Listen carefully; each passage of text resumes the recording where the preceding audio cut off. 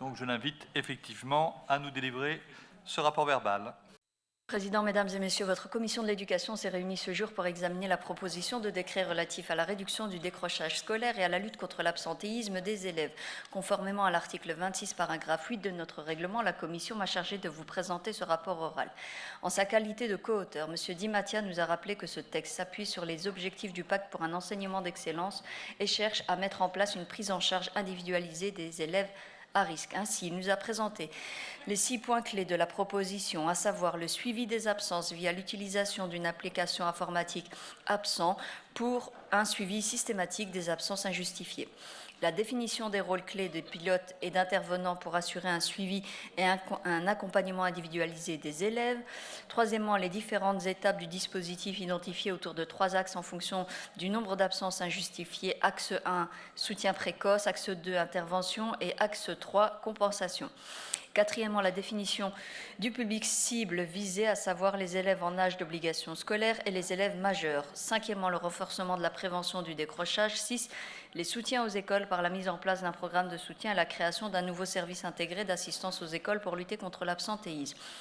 La proposition de décret vise également au renforcement du rôle des services d'accrochage scolaire, les SAS, et à la création de cellules d'intégration scolaire pour les mineurs n'ayant jamais été scolarisés ou en difficulté. Plusieurs députés ont rappelé l'augmentation du phénomène de décrochage scolaire, en particulier depuis la crise sanitaire.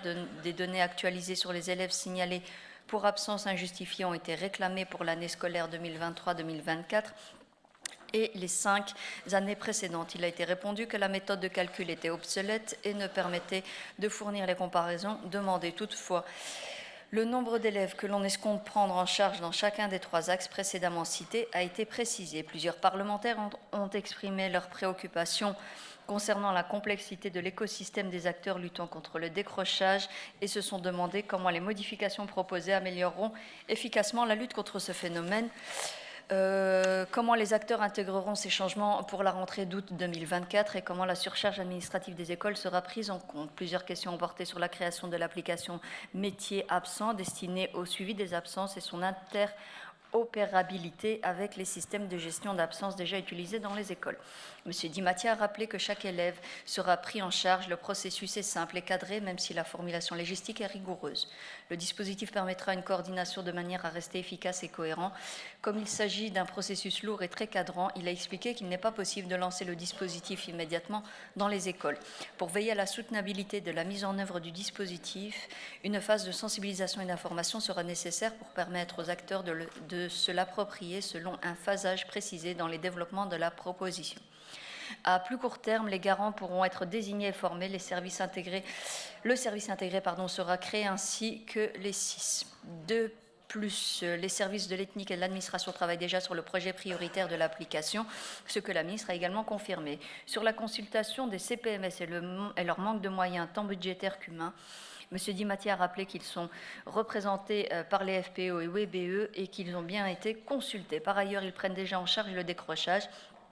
L'objectif est que la phase de soutien précoce empêche une trop grande frange d'élèves de s'enfoncer dans un décrochage plus fort. Il espère que le prochain gouvernement soit sensible au manque criant des ressources humaines et refinance le secteur. Enfin, tous se sont félicités du volet concernant la prise en charge des élèves majeurs. Un parlementaire s'est interrogé sur l'état des consultations avec les régions pour des accords de coopération nécessaires à ce sujet et a salué le renforcement des passerelles entre l'éducation et l'aide à la jeunesse.